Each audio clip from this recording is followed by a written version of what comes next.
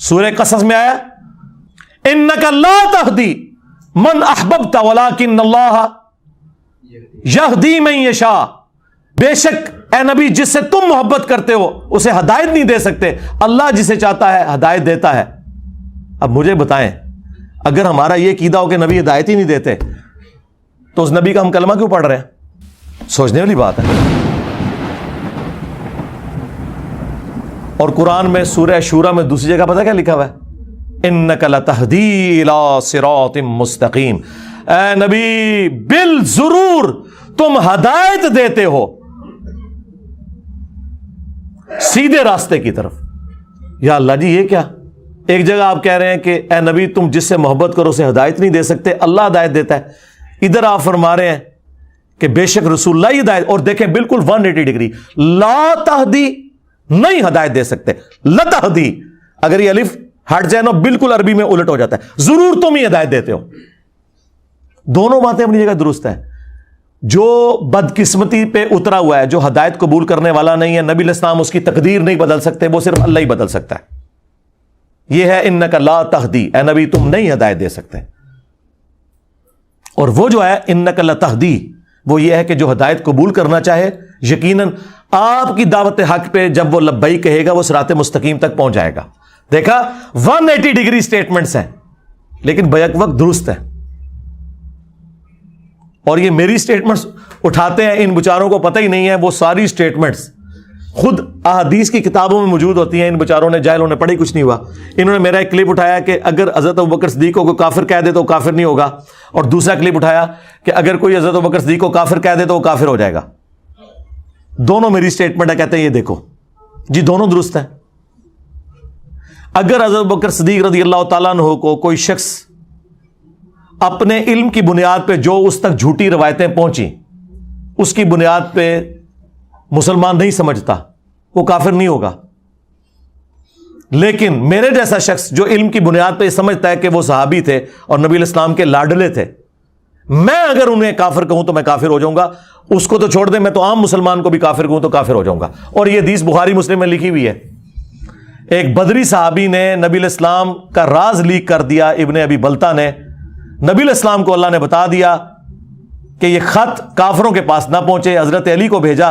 انہوں نے جا کے اس عورت کو پکڑ لیا راستے میں اور کہا کہ تلاشی دے اپنی، تیرے پاس ایک خط ہے۔ اس نے کہا جی یہ دیکھ لیں، کچھ بھی نہیں میرے پاس۔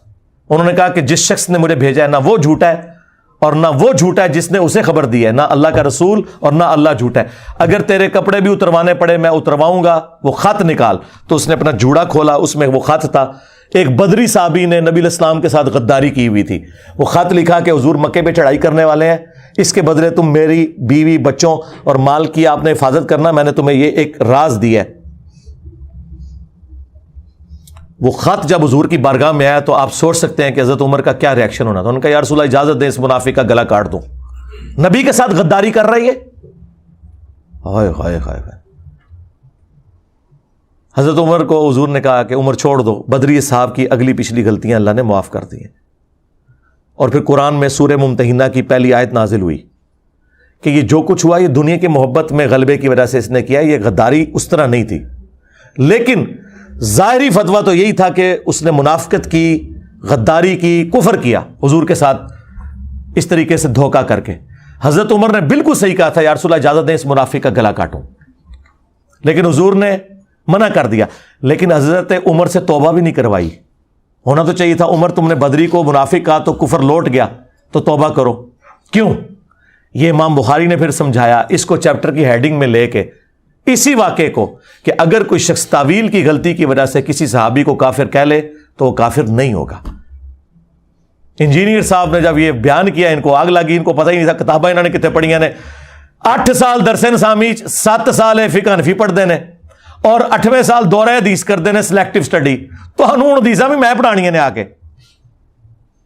تو یہ دونوں سٹیٹمنٹس بیک وقت اپنی جگہ درست ہو گئی۔ یہ آپ نے فرق دیکھا؟ یہ ہے علم الکلام، علمی باتیں، علم حدیث، لیکن ان بچاروں کا کیا لینا دینا؟ یہ تو بزرگ بابوں کی کتابوں میں ہی اپنی زندگی انہوں نے گزاری ہے۔ اب علمی باتیں انہیں کہاں سے ہضم ہو؟ جس طرح کے بیمار آدمی کو تو پکوڑے بھی کڑوے لگتے ہیں کیونکہ زبان کا ذائقہ جو خراب ہوا ہے۔ صدیوں سے خراب کیا ہے ان کے بابوں نے. تو یہ بیک وقت دو اپوزٹ سٹیٹمنٹس بھی درست ہو سکتی ہیں بشرطے کہ وہ سٹیٹمنٹس اپنی اپنی جگہ دلائل رکھتی ہوں. اس لیے کسی کی چھوٹی سی بات کو پکڑ کے یہ بات نہیں کر دینی چاہیے, بلکہ قرآن و سنت کے دلائل سامنے رکھنے چاہیے. فرقوں کی دکانیں بند.